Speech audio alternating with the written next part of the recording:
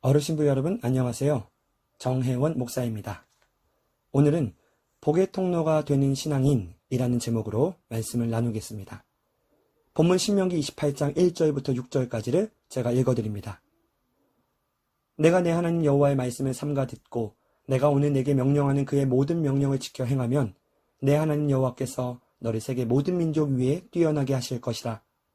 내가 내 하나님 여호와의 말씀을 청종하면 이 모든 복이 내게 임하며 내게 이르리니 성읍에서도 복을 받고 들에서도 복을 받을 것이며 내 몸의 자녀와 내 토지의 소산과 내 짐승의 새끼와 소와 양의 새끼가 복을 받을 것이며 내 광주리와 떡 반죽 그릇이 복을 받을 것이며 내가 들어와도 복을 받고 나가도 복을 받을 것이니라.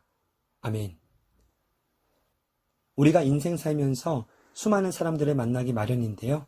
그 중에서도 누구보다 가장 자주 만나고 자주 보는 얼굴이 누구겠습니까? 네, 바로 여러분의 가족입니다. 물론 오늘날 가족의 모습은 이전과는 많이 다르죠. 어떤 가족은 3, 4대가 함께 어우러져 사는가 하면 또 어떤 가족은 할머니와 손자녀가 한 집에서 가족을 이루어 삽니다. 또 어떤 가족은 이혼과 재혼으로 새롭게 구성되기도 하는데요. 아무튼 상황과 형편이 조금씩은 다르지만 중요한 것이 있습니다. 그것은 바로 모든 가족이 행복하게 살아야 한다는 거예요. 그렇다면 과연 오늘 본문이 말씀하는 것처럼 하나님의 복을 받으며 행복하게 살아가는 가족이 되려면 어떻게 해야 할까요?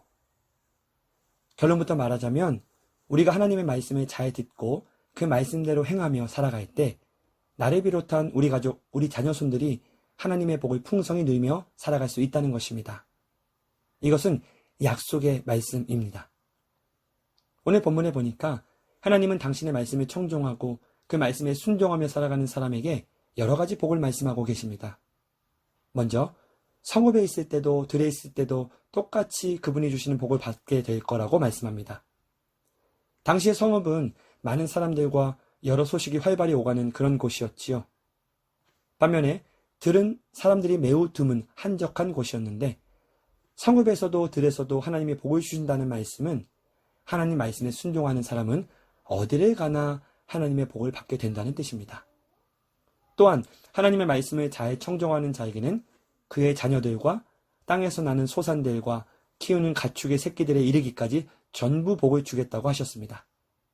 이것은 우리가 맺는 모든 관계에 복을 부어주시겠다는 뜻입니다. 끝으로 하나님의 말씀을 잘 따르며 살아가는 자에게는 광주리와 떡 반죽 그릇이 복을 받을 거라고 말씀하셨습니다.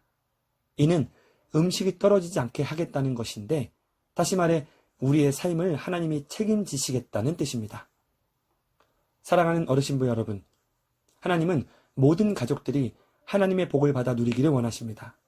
따라서 그런 하나님의 복을 받는 가족들이 되기 위해서는 먼저 나부터 하나님의 말씀을 잘 듣고 그분의 말씀을 잘 따르며 살아가야 한다는 것을 기억하십시오. 다시 한번 강조합니다.